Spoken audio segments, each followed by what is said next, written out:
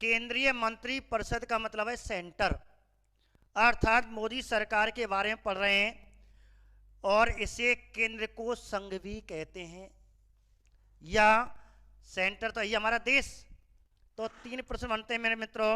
कोई बात नहीं रश्मि जी, आगे बफरिंग हो जाता, नेट चला जाता, हमारे भी हाथ का नहीं है, ठीक है। अब देखिए, तो आपको ध्यान रखना, केंद्रीय मंत्री परिषद का उल्लेख या संघ मंत्री परिषद का उल्लेख या देश की मंत्री परिषद का उल्लेख भारतीय संविधान के कौन से भाग में है, या कहां कौन से अनुच्छेद में है या नहीं। आपको पहले यह निर्धारित करना है, एक बात, ठीक है।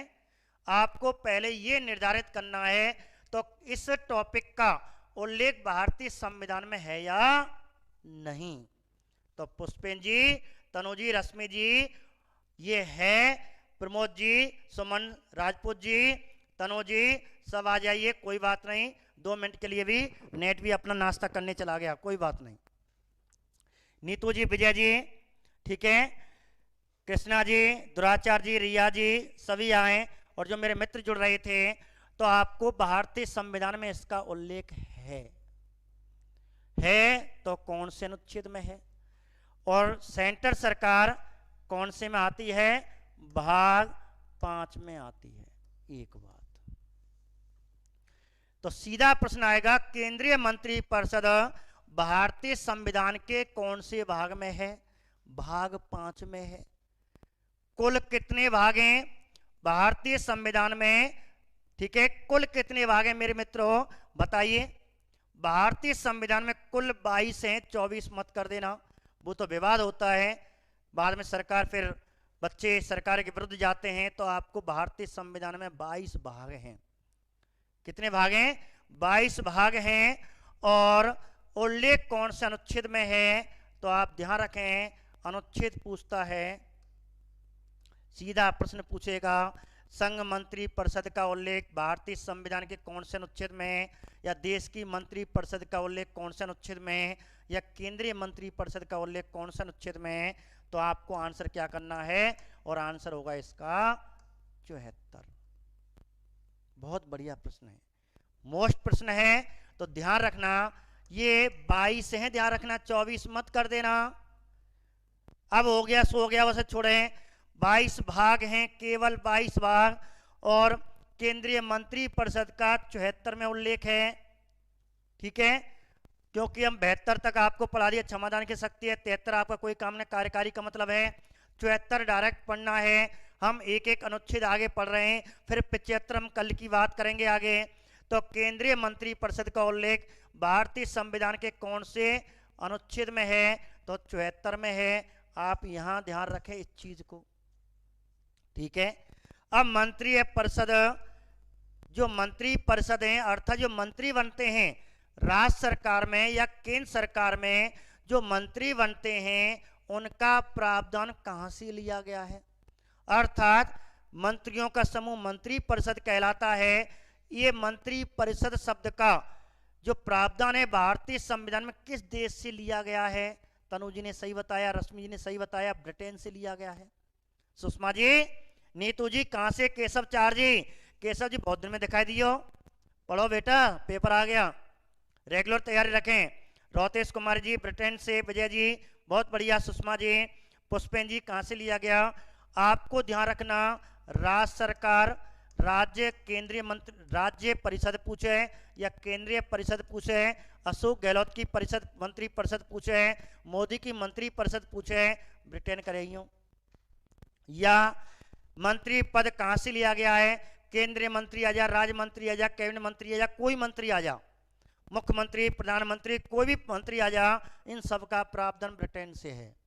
एक ही बात याद रख लो, प्रधानमंत्री, मुख्यमंत्री, मंत्री, केंद्र मंत्री, राज्य मंत्री, कैबिनेट मंत्री, कोई सा मंत्री आ जा, मंत्रियों का समूह को मंत्री परिषद कहते हैं, और सबका आंसर क्या आएगा, ब्रिटेन। इसलिए मैं बार बार नहीं कराऊंगा, एक याद कर लो, कोई मंत्री, मंत्री शब्द लिख रहा हो, सब कहां से लिए गए, ब्रिटेन से लिए गए, एक बात ध्यान रखें। अब आ जाइए, अब क्वेश्चन आ जाए, मंत्री परिषद का मुखिया कौन होता है,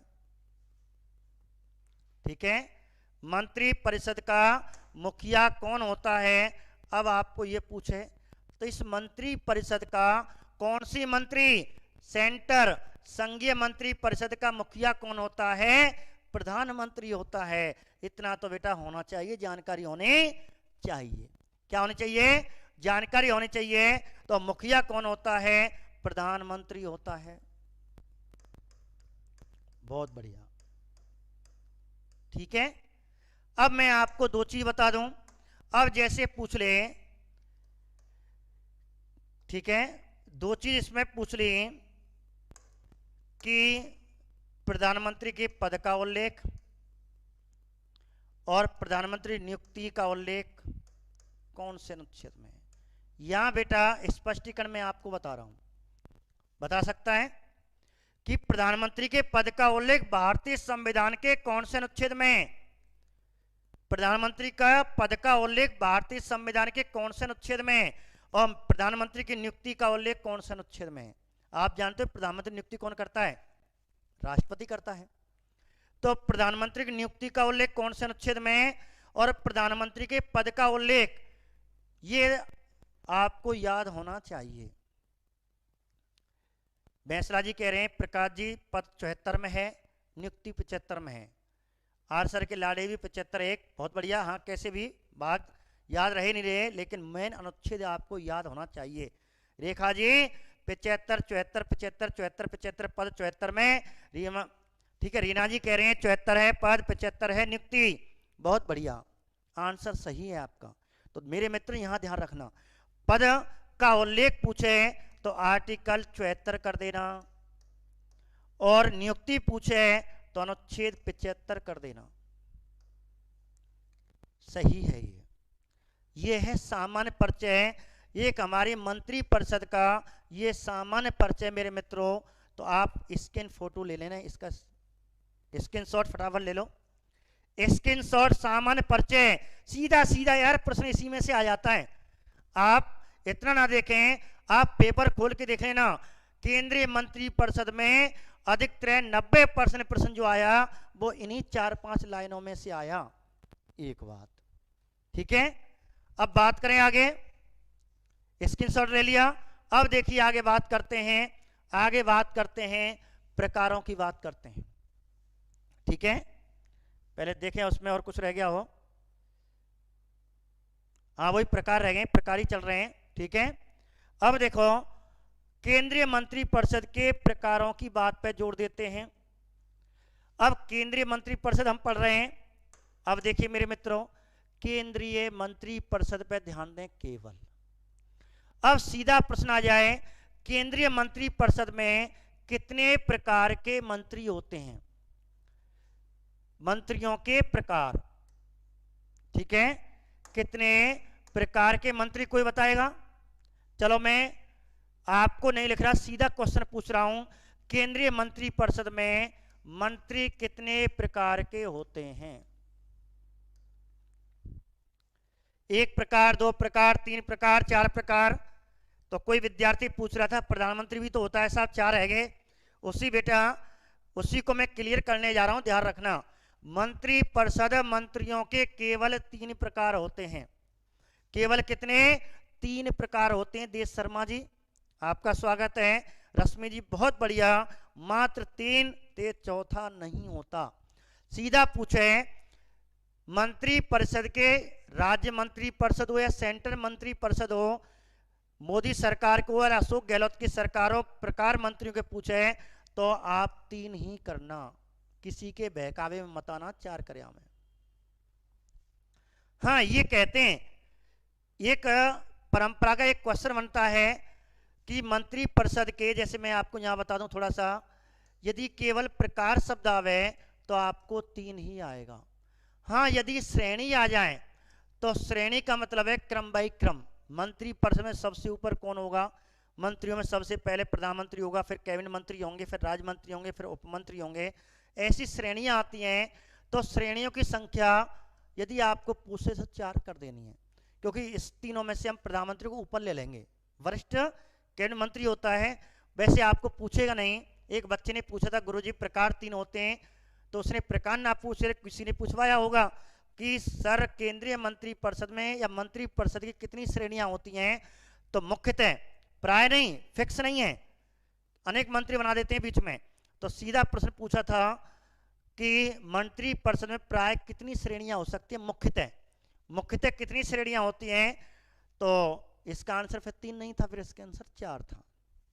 श्रेणी का मतलब है ये हमने बनाई गई है परंपरा, जैसे सबसे पहले प्रधानमंत्री होगा, उससे नीचे कैबिनेट मंत्री होंगे, फिर आपको स्वतंत्र राज्य मंत्री होंगे, इसी में एक राज्य मंत्री आते हैं, और इस प्रकार लास्ट में उपमंत्री होंगे। तो आज की स्थिति की बात पूछिए, आज की स्थिति में कहते हैं सबसे ऊपर प्रधानमंत्री होता है श्रेणी में, फिर कैबिनेट मंत्री होगा, फिर स्वतंत्र कोई राज्य मंत्री होगा, फिर उपमंत्री होगा। अंतिम श्रेणियां तो अनेक है, संसदीय सचिव सबसे अंतिम श्रेणी, गिनती कुछ नहीं है, प्राय कितनी होती हैं। यदि आपसे कोई पूछ भी ले तो अधिकतर संविधान के तहत चलना है, संविधान तो प्रकार ही पूछेगा, संविधान में श्रेणियों का कोई उल्लेख नहीं है, ध्यान रखना। यदि पूछ भी ले तो आप श्रेणी 4 कर देना और प्रकार 3, तो हम तो संविधान के तहत पढ़ने, वो तो पूछने का आधार है। तो केंद्रीय मंत्रिपरिषद में कितने प्रकार के मंत्री होते हैं, इसको याद रखो, नहीं तो कंफ्यूजन हो जाएगा, ठीक है। तो केंद्रीय मंत्रिपरिषद में केवल 3 प्रकार के मंत्री होते हैं। अब पहले प्रकार का मंत्री कौन होता है, ठीक है। अब देखिए, तो कुल कितने मंत्रिपरिषद में 3 प्रकार के मंत्री होते हैं। जो पहले प्रकार का मंत्री होता है उसे हम केंद्रीय मंत्रिमंडल कहते हैं, केंद्रीय मंत्रिमंडल कहते हैं। दूसरे प्रकार का जो मंत्री होता है उसे हम राज्य मंत्री कहते हैं।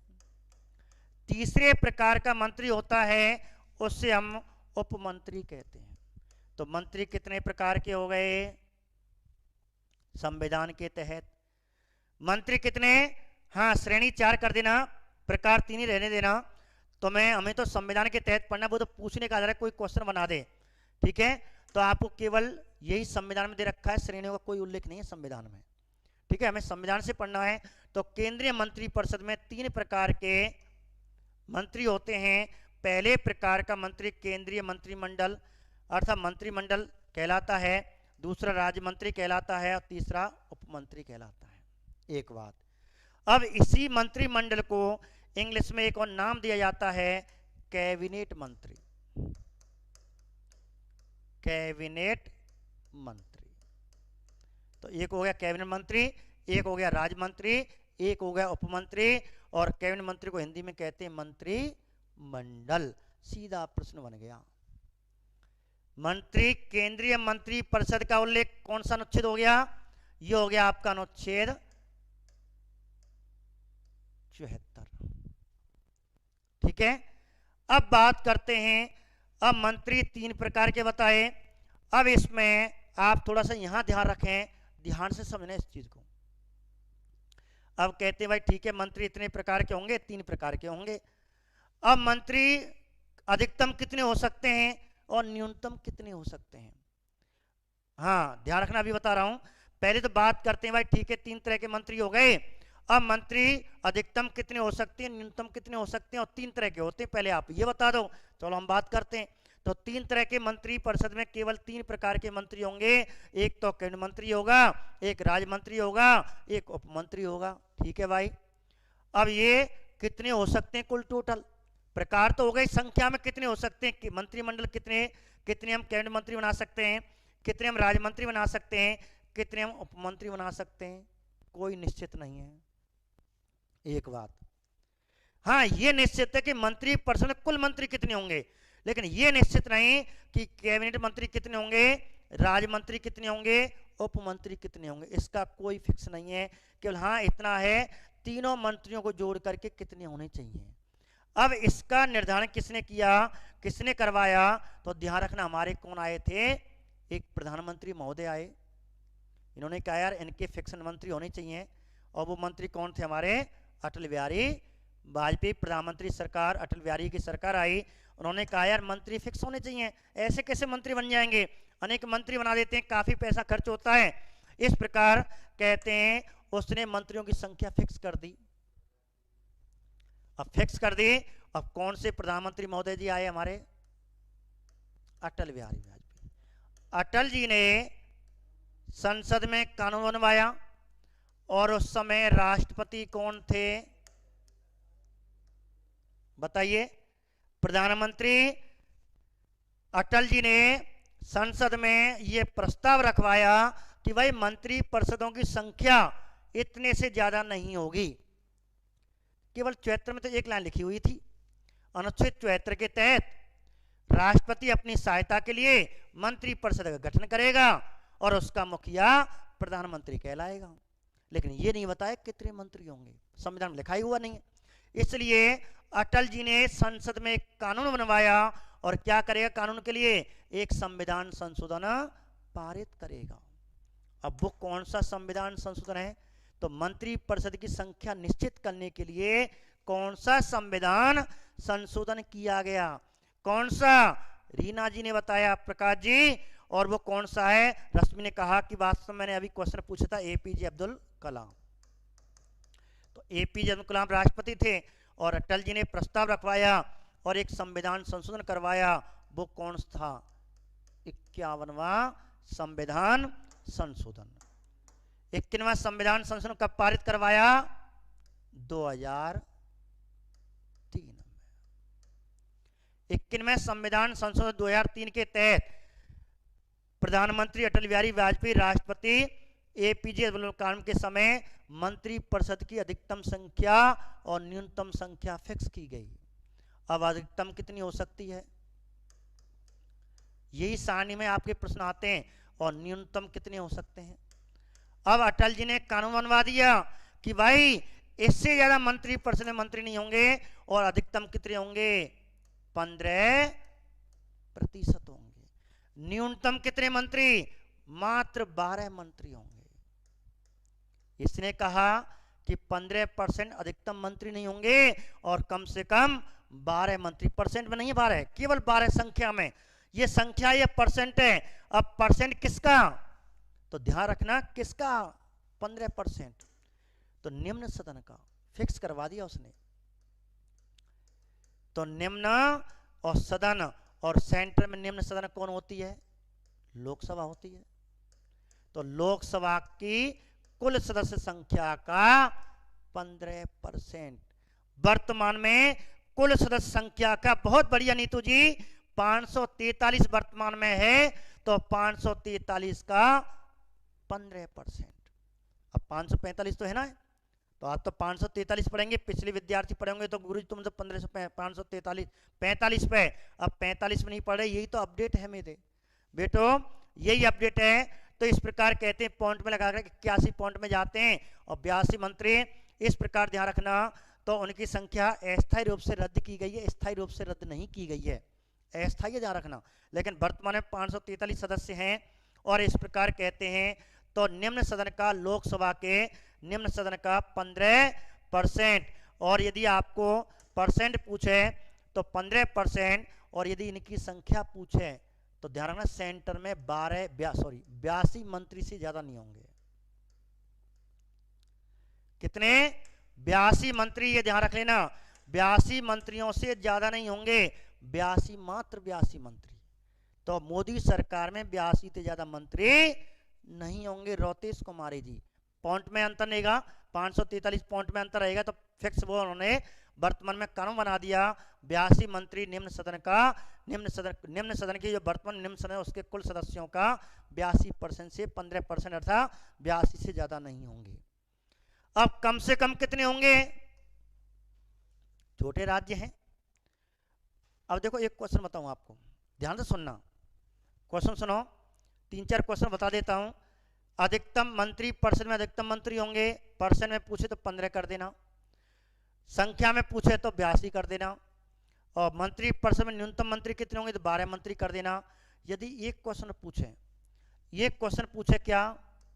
छोटे राज्यों में, ये अलग से प्रश्न है, छोटे राज्यों में कितने मंत्री हो सकते हैं? ना तो वहां अधिकतम पूछेगा ना न्यूनतम पूछेगा, सीधा प्रश्न पूछेगा कि छोटे राज्यों में कुल कितने मंत्री हो सकते हैं।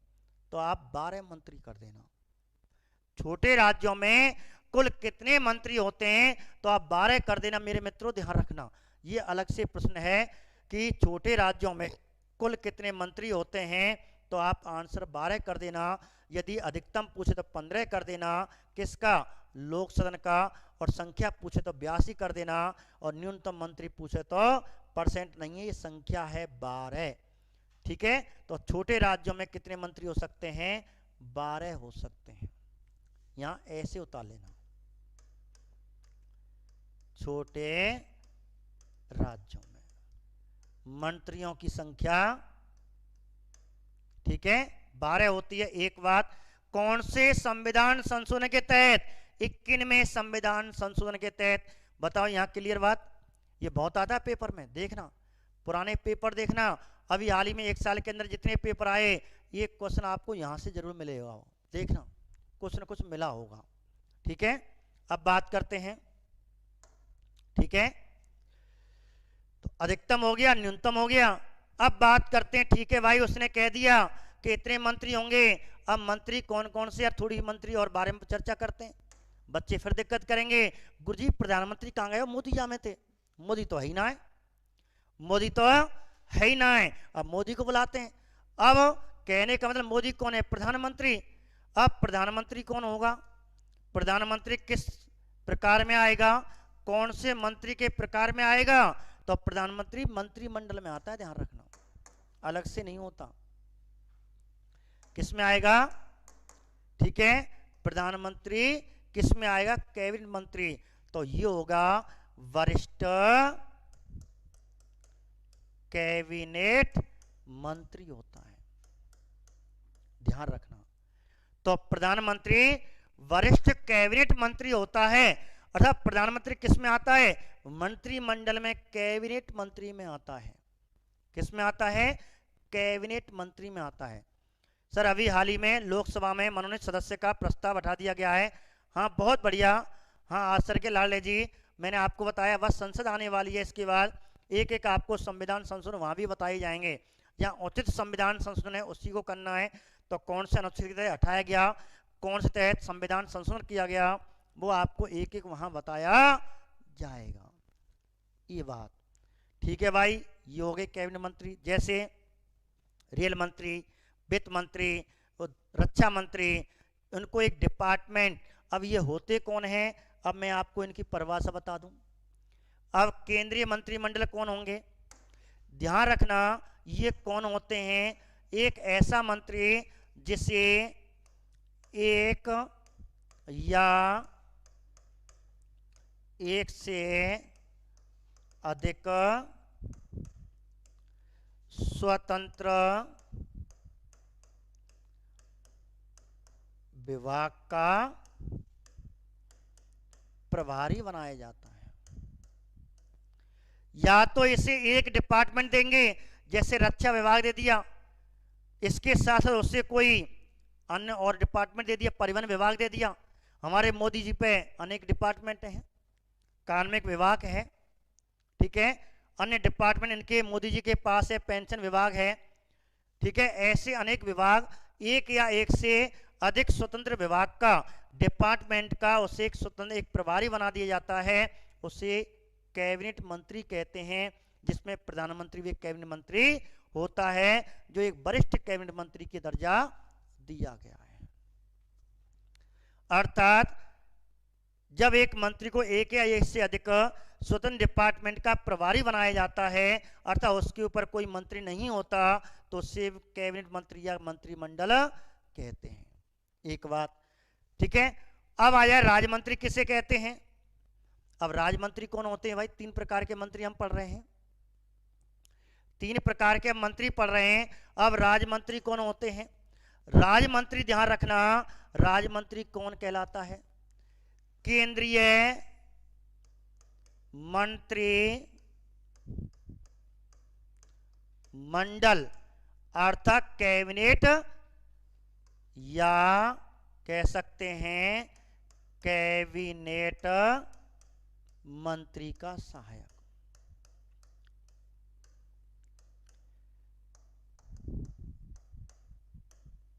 ये इसकी परिभाषा। अर्थात कोई मंत्री है और उसे किस मंत्री के नीचे लगा दिया, कैबिनेट मंत्री के यदि नीचे कोई मंत्री लगा दिया जाता है तो वह मंत्री राज्य मंत्री कहलाता है। अर्थात ये किसकी सहायता करेंगे, ये किसकी सहायता करते हैं, कैबिनेट मंत्रियों की सहायता करते हैं। तो कैबिनेट मंत्रियों की सहायता के लिए, बहुत बढ़िया, तो कैबिनेट मंत्री की सहायता के लिए मंत्री जो लगाया जाता है उससे हम क्या कहते हैं, राज्य मंत्री कहते हैं। ठीक है, क्या कहते हैं उसे, राज्य मंत्री कहा जाता है। लेकिन आप कहेंगे सब राज्य मंत्री एक स्वतंत्र राज्य मंत्री और हुए, तो कभी कभी क्या होता है, सुनो, कभी कभी होता क्या है, इस स्वतंत्र जो राज्य मंत्री को कभी कभी इसके ऊपर कोई मंत्री नहीं लगाया सकते, अर्थात इसको एक स्वतंत्र डिपार्टमेंट कभी कभी दे देते हैं। कभी कभी क्या होता है कि राज्य मंत्री को स्वतंत्र विभाग का प्रभारी बना देते हैं, प्रभारी नियुक्त कर देते हैं। इसका मतलब क्या है, इसका मतलब है उसे एक ऐसा डिपार्टमेंट का प्रभारी बना दिया जाता है जिसके ऊपर कोई क्या नहीं है, कैबिनेट मंत्री नहीं है। अर्थात वह इस डिपार्टमेंट का स्वतंत्र निर्णय ले सकता है। तो स्वतंत्र निर्णय लेने के लिए कभी कभी क्या है, जो राज्य मंत्री होते हैं उन राज्य मंत्रियों को क्या कर देते हैं, एक डिपार्टमेंट स्वतंत्र बना देते हैं, और इस प्रकार वह राज्य मंत्री क्या कहलाता है, स्वतंत्र राज्य मंत्री कहलाता है। अब ध्यान रखना, अब जब ये स्वतंत्र राज्य मंत्री बन गया, अब इसे क्या कहेंगे, संविधान के अनुसार भारतीय कानून के तहत अब इसे क्या कहेंगे, स्वतंत्र राज्य मंत्री कहेंगे। और इसे अन्य सुविधाएं किसकी दे दी जाती हैं, कैबिनेट मंत्री का दर्जा दे देंगे। तो कैबिनेट मंत्री का इसे दर्जा, दर्जा का मतलब है मान सम्मान, गाड़ी लाल बत्ती वाली, खैर अब तो ना है, सीधी बात है, जो सुविधाएं कैबिनेट मंत्री को दी जाएंगी वह सुविधाएं किसको देंगी, ऐसे राज्य मंत्री को देंगे जिसे स्वतंत्र डिपार्टमेंट सौंप दिया गया, उसके ऊपर कोई मंत्री अधिकारी नहीं है और वह स्वतंत्र डिपार्टमेंट का प्रभारी बन चुका है, वह स्वतंत्र निर्णय ले सकता है। और ऐसी को जो सुविधाएं दी जाएंगी वो किसके समान दी जाएंगी, कैबिनेट मंत्री के। ठीक है, आपने देखा होगा, जैसे भरतपुर की बात करें, सुभाष गर्ग जी हैं, सुभाष गर्ग जी पे डिपार्टमेंट हैं, एक राज्य मंत्री का डिपार्टमेंट है और एक स्वतंत्र डिपार्टमेंट है। अर्थात टेक्निकल जो संस्कृत डिपार्टमेंट है, शिक्षा संस्कृत डिपार्टमेंट है, संस्कृत विभाग का जो शिक्षा मंत्री है, जो संस्कृत डिपार्टमेंट शिक्षा विभाग का है, वो सुभाष गर्ग को भरतपुर के इस एमएलए को स्वतंत्र दे दिया है। इसलिए भरतपुर में राजस्थान में वह स्वतंत्र राज्य मंत्री है संस्कृत डिपार्टमेंट का। लेकिन एक चिकित्सा राज्य मंत्री भी दे रखा है, चिकित्सा, जबकि रघु शर्मा है, रघु शर्मा के नीचे कौन लगा रखा है, सुभाष गर्ग। तो रघु शर्मा तो कौन है, कैबिनेट मंत्री है, और बाकी सहायता कार्य चिकित्सा मंत्री कौन लगा रखा है, सुभाष गर्ग जी लगा रखे हैं। इसलिए सुभाष गर्ग उस समय राज्य चिकित्सा मंत्री हो गया। लेकिन कहते हैं एक डिपार्टमेंट संस्कृत डिपार्टमेंट उनको प्रभारी है, अर्थात संस्कृत डिपार्टमेंट के ऊपर कोई कैबिनेट मंत्री नहीं है। तो दो डिपार्टमेंट हो गए, जब चिकित्सा मंत्री सुभाष गर्ग लिखेंगे तो राज्य चिकित्सा मंत्री लिखेंगे, और जब संस्कृत स्वतंत्र राज्य मंत्री कहेंगे, संस्कृत विभाग का स्वतंत्र राज्य मंत्री है। तो कभी कभी ऐसा हो जाता है कि एक मंत्री को एक स्वतंत्र डिपार्टमेंट दे देते हैं तो वह स्वतंत्र राज्य का मंत्री कहलाता है। इससे पूरी सुविधाएं किसके समान दी जाती हैं, कैबिनेट मंत्री के समान। तो दूसरे प्रकार का मंत्री हो गया टेक्निकल, हाँ टेक्निकल शिक्षा मंत्री भी है। टेक्निकल जो आपके आईआईटी हैं, आईटीआई हैं, सॉरी आईटीआई हैं, आईटीआई और संस्कृत डिपार्टमेंट दे रखा है। यहाँ चिकित्सा डिपार्टमेंट, तीन डिपार्टमेंट को सौंप रखे हैं सुभाष गर्ग को।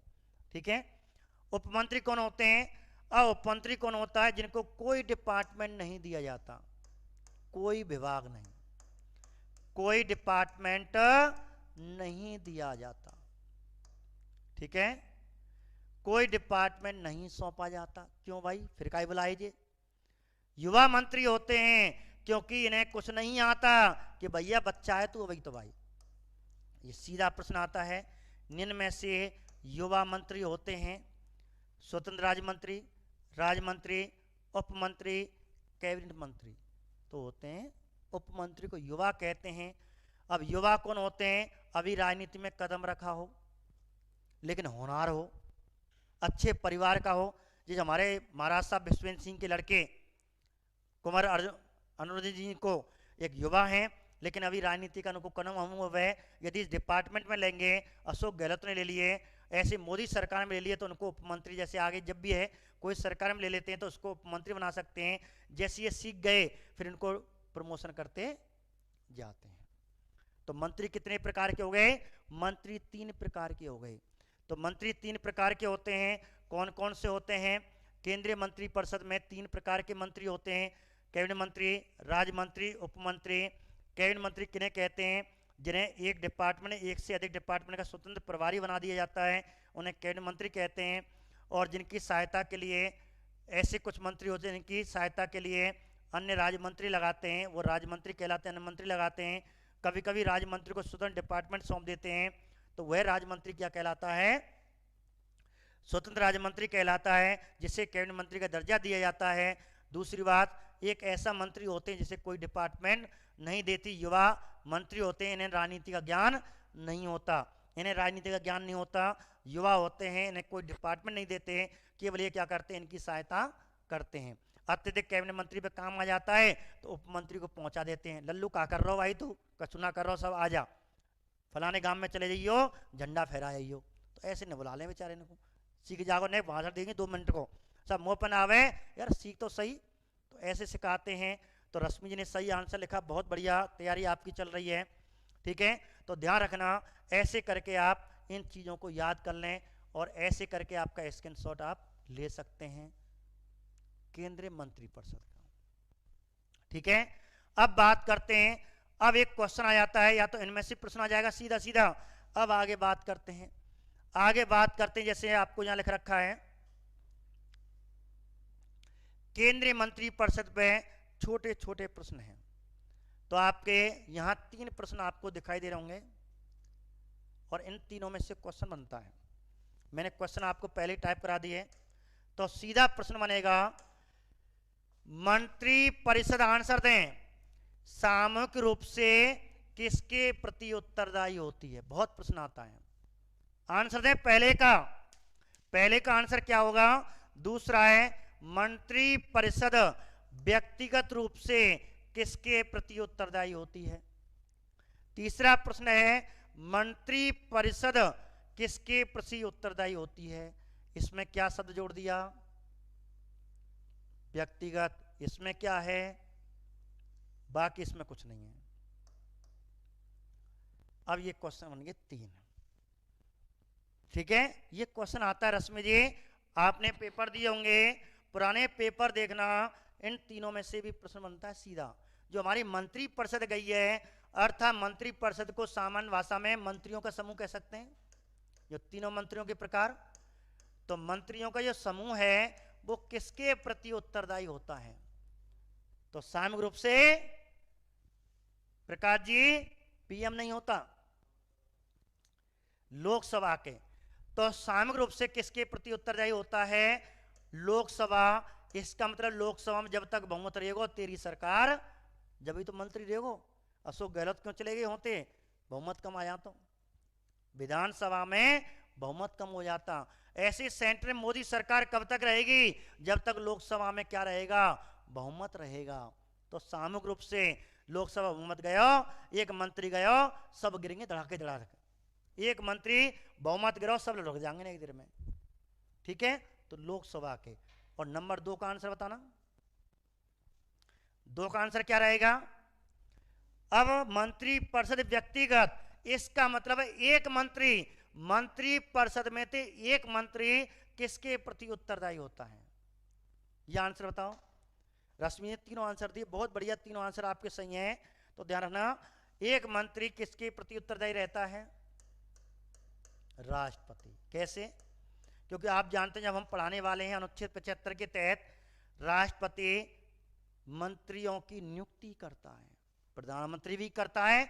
और मंत्री पहले प्रधानमंत्री करेगा, प्रधानमंत्री से पूछ के अन्य मंत्रियों की नियुक्ति करेगा। तो प्रत्येक मंत्री किस पर प्रभारी है?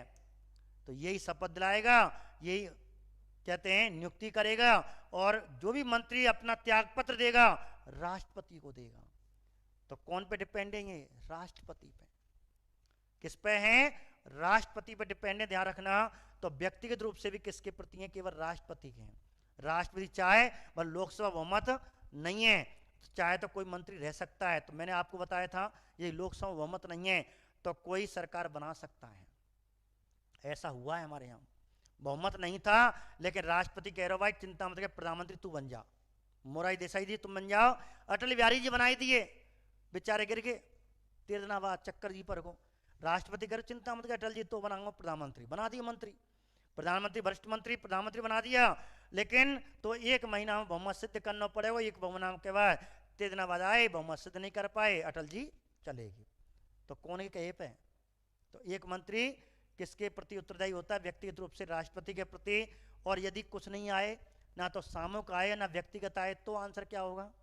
तो ध्यान रखना मेरे मित्रों, तो आंसर आपको लोकसभा करना है। भाई सरकार लोकसभा के प्रति उत्तरदायी होती है, ठीक है। तो आपको ये 3 तरह के प्रश्न है, सर्वाधिक ये क्वेश्चन पूछे जाते हैं। ये 2 तरह के क्वेश्चन सबसे ज्यादा पूछे जाते हैं। यदि कुछ ना हो तो आपको क्या करना है? आपको लोकसभा करना। एक बात अब आपको, ठीक है, इसका स्क्रीनशॉट ले लेना, ऐसे लिख लेना। अब आपको क्वेश्चन बनता है आगे, भाई मंत्रिपरिषद भंग कैसे होती है? कभी कभी कहते हैं कभी कभी मंत्रिपरिषद भंग हो जाती है। तो मंत्रिपरिषद अर्थात मोदी जी के जो मंत्री होते हैं, कहते हैं मंत्रिपरिषद राष्ट्रपति ने भंग कर दी। मंत्रिपरिषद अनुच्छेद आपने देखा, अनुच्छेद 85 के तहत राष्ट्रपति लोकसभा को समय से पहले भंग कर सकता है। ऐसे ही 75 में भी लिखा हुआ है कि राष्ट्रपति मंत्रिपरिषद को भंग कर सकता है, या कभी कभी मंत्रिपरिषद स्वतः भंग हो जाती है। चलो वो तो कर देगा, लोकसभा मत 85 के तहत लोकसभा को भंग कर देगा। लेकिन राष्ट्रपति कुछ ना कह रहे हो, वैसे ही मर रहे हैं। कहते यार मैं तो कछु ना कह रहा, ये कहीं मर रहे हैं। ऐसा कहा हुआ है कि राष्ट्रपति ने कही भाई मैं तुम कछु ना कह रहा हूं, लेकिन कभी कभी क्या होता है मंत्रिपरिषद स्वतः भंग हो जाती है। क्यों? अर्थात सरकार स्वतः गिर जाती है। क्यों? जबकि राष्ट्रपति इनसे कोई त्यागपत्र नहीं ले रहा, लेकिन कभी कभी ऐसी स्थिति आ जाती है स्वतः भंग हो जाती है। ऐसे कारण क्या हैं? तो ऐसे 3 कारण मैं आपको बता रहा हूं। बहुत बढ़िया, रश्मि ने आपने लिखा। तो 3 कारण याद रख लेना। मंत्रिपरिषद स्वतः 3 कारणों से भंग हो सकती है। प्रधानमंत्री महोदय पद पर रहते हुए मर गए, मैं तो नहीं कह रहा मोदी जी मर जाएं, ठीक है, मोदी ने कई मारे। तो मैं आपको बता रहा हूं यदि प्रधानमंत्री पद पर रहते हुए मर जाएं, ठीक है, पद पर रहते हुए किसकी मृत्यु हो जाए? यदि प्रधानमंत्री के पद पर रहते हुए मृत्यु हो जाए भारतीय संविधान के तहत, तो पूरी मंत्रिपरिषद कि मुखिया मर गो भैया, इंजन गए तो डिब्बा के चल जाएंगे, ठीक है। तो ध्यान रखना। नंबर 1 तनु जी सही बताया आपने, 3 कारण आने वाले हैं। अर्थात पद पर रहते हुए कौन मर गया? प्रधानमंत्री मर जाता है तो मंत्रिपरिषद भंग मानी जाती है, एक बात। या स्वेच्छा से, चलो नहीं मरा हमारे प्रधानमंत्री जी, अब मोदी जी तंग आएंगे, ठीक है, तंग आ गए और स्वेच्छा से, और प्रधानमंत्री क्या दे दे? परेशान है के, और प्रधानमंत्री क्या दे दे? त्याग पत्र, तो मंत्रिपरिषद भंग। ये ध्यान रखना। यदि प्रधानमंत्री वरिष्ठ कैबिनेट मंत्री पद से स्वेच्छा से त्याग पत्र दे दे तो मंत्रिपरिषद भंग मानी जाएगी। अर्थात कोई मंत्री ना है, मैं ना रहा तो तू ना रहो बेटा, आप मरो जहाज, जैसे एक जहाज पानी डूब मरो तो समझ लेके डूबे, तो एक पानी का जहाज है प्रधानमंत्री। यदि बेटा मर गो तो समझ लेके मरेगो, यदि आप गए तो समझ लेके मरेगो। लेकिन ध्यान रखना, यदि एक मंत्री मर जाए, कोई प्रधानमंत्री मरो, मंत्रिपरिषद भंग होगी। यदि एक मंत्री मर रहा है तो मंत्रिपरिषद भंग नहीं होती, ध्यान रखना। लेकिन प्रधानमंत्री मरता, एक मंत्री मरने पर मंत्रिपरिषद कभी भंग नहीं होती। मोदी क्यों गले में बना दूंगा, तुम मर जा, सड़क परिवहन मंत्री मर गो, दूसरा बना दो, मैं का है। लेकिन प्रधानमंत्री कहां से लाऊंगा? प्रधानमंत्री तो अपनी इच्छा से मंत्री बनाता है, इसलिए भंग मानी जाती। या पद पर रहते हुए मंत्री मर गया, कोई प्रभाव नहीं पड़ेगा। यदि पद पर रहते हुए किसी मंत्री के विरुद्ध और लोकसभा में और विपक्ष के द्वारा अविश्वास प्रस्ताव लाया जाए, अर्थात कि भाई ये मंत्री, अविश्वास प्रस्ताव का मतलब है हमारे विश्वास में यानी कोई प्रस्ताव लेके आयो, कोई मंत्री लायो और किसी मंत्री के विरुद्ध अविश्वास प्रस्ताव यदि लोकसभा में पारित हो गया तो सरकार गिरेगी। क्यों कि यार 13 मंत्री तो हमने हटा दिए, मंत्री गले लगाई देंगे हमने, वो भी कहाँ देंगे, 13 बहुमत है जहाँ देंगे।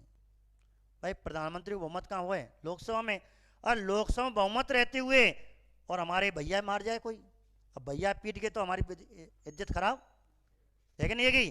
कहने का मतलब है लोकसभा में विपक्ष, अर्थात जैसे इस समय विपक्ष कांग्रेस में मानो है तो कोई ना है, अब कांग्रेस एक मंत्री के विरुद्ध, हमारे अमित शाह के विरुद्ध ही अविश्वास प्रस्ताव पारित कर दे और बहुमत से पारित है तो सरकार गिरेगी मोदी की।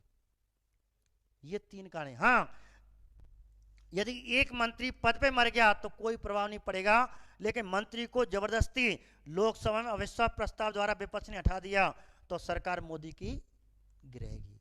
तो ये 3 कारण हैं, ये ध्यान रखना, केवल 3 कारण हैं, लेकिन ध्यान रखना, नोट कर लेना, नीचे लिख लेना, यदि पद पर रहते हुए मंत्री मर जाता है तो मंत्री परिषद भंग नहीं होती। केवल कौन मरना चाहिए पद पे, प्रधानमंत्री। ठीक है, ध्यान रखना। अब देखो, अब बात करते हैं संसदीय सचिव की, बात करते हैं। अब संसदीय सचिव भी होते हैं तो ध्यान रखना, सीधा प्रश्न पूछते हैं संसदीय सचिव पे। ठीक है, तो संसदीय सचिव का भारतीय संविधान में कोई उल्लेख नहीं है, ध्यान रखना इस बात को, नाम तो सुना होगा आपने, संसदीय सचिव का भारतीय संविधान में कोई उल्लेख नहीं है। और ये श्रेणी में आते हैं, ये मंत्रियों में नहीं आते, और इन्हें मंत्री परिषद की अंतरिम श्रेणी मानते हैं। किसकी? मंत्री परिषद की अंतिम श्रेणी मानी जाती है। तो सीधा प्रश्न आता है, मंत्री परिषद की प्रकार नहीं है तो मंत्री परिषद की सबसे नीचे की श्रेणी कौन सी है, तो आप संसदीय सचिव मानना। और इनका संविधान में कोई उल्लेख नहीं है, लेकिन इन्हें किनका दर्जा दिया जाता है, कैबिनेट मंत्री का दर्जा दिया जाता है। अर्थात कैबिनेट मंत्री की तरह इनको क्वार्टर मिलता है, गाड़ी फाड़ी मिलती है, घोड़ा गाड़ी मिले खूब बढ़िया, सब शान शौकत मिलती है। लेकिन क्यों बनाए जाते हैं, क्योंकि भाई 82 मंत्री से ज्यादा नहीं बनेंगे और कोई सांसद नाराज है मोदी जी मैं नहीं बनायो, अब इसलिए बाय समझावे को कोई बात ना, भैया देख 82 थे मंत्री ज्यादा ना बन सके, लेकिन कोई बात ना है, मैं तो बना तो ना सकूं लेकिन का बना दूं, कुछ है जाइयो।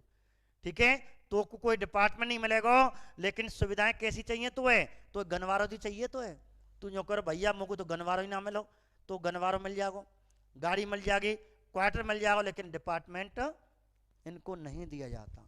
तो भी होते हैं संसदीय सचिव, कुछ कर देने बस, हाँ भाई 2 गनवारे मिल गए और क्या चाहिए, लाल बत्ती आगे नाम लिखो कैबिनेट मंत्री, बस भाई थे कुछ है वो, डिपार्टमेंट कोई नहीं देते, क्योंकि संविधान में इनका कोई उल्लेख नहीं है। अब इनकी नियुक्ति कौन जिम्मेदारी ली है, प्रधानमंत्री ने ली है।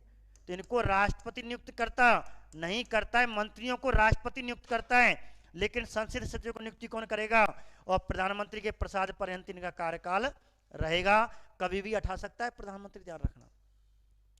और ये संसदीय सचिव किसको त्याग पत्र देते हैं, प्रधानमंत्री को, जबकि अन्य मंत्री की नियुक्ति राष्ट्रपति करता है, राष्ट्रपति के प्रसाद पर्यंत रहते हैं और राष्ट्रपति ही त्याग पत्र दिया जाता है।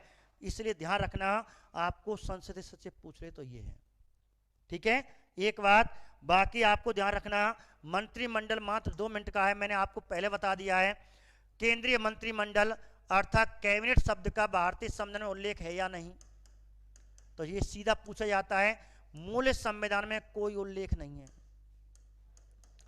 मूल संविधान में कोई उल्लेख नहीं, कैबिनेट शब्द का, मंत्रिमंडल शब्द का मूल संविधान में कोई उल्लेख नहीं है। लेकिन यदि पूछे वर्तमान में उल्लेख कहां है, वर्तमान में केवल एक बार उल्लेख है। तो कैबिनेट शब्द का यदि पूछे तो ध्यान रखना, ध्यान रखना, यदि मूल शब्द लगा दिए पेपर में, मूल संविधान में कैबिनेट मंत्रिमंडल का उल्लेख कई बार है, एक बार भी नहीं। यदि वर्तमान में कह दे या पूछे भारतीय संविधान में, या पूछे भारतीय संविधान में कैबिनेट या मंत्रिमंडल शब्द का कई बार उल्लेख है, तो आपको एक बार लिखना है। अब कैसे? कहते हैं मंत्री मूल संविधान में था ही नहीं, इसलिए कौन सा संविधान संशोधन करवाया? 44वां 1978 के तहत। और कौन से अनुच्छेद में जुड़वाया? मैंने आपको बता रखा है, इसलिए मैंने स्पीड लिया है। 352 3 में जुड़वाया, 352 3 में जुड़वाया। और किसने जुड़वाया? उस समय प्रधानमंत्री कौन आए थे? मोरारजी देसाई ने जुड़वाया, मोरारजी देसाई ने। और राष्ट्रपति कौन थे उस समय?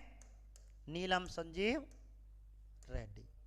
तो नीलम संजीव रेड्डी के समय, अब ध्यान रखना, 44वां संविधान 1978 के तहत अनुच्छेद 352 के भाग 3 में क्या जोड़ दिया? कैबिनेट। तो वर्तमान में कैबिनेट शब्द केवल कई बार उल्लेख है? एक बार उल्लेख है। और ये कहाँ लिखा हुआ है? तो ध्यान रखना, केवल एक अनुच्छेद में इसका उल्लेख मिलता है, बाद में जुड़वाया है 352 3। तो ये जुड़वाया 352 में। बस ये है आपका आज का टॉपिक। तो कल ध्यान रखना, इसके ऑब्जेक्ट टाइप क्वेश्चन करवाऊंगा।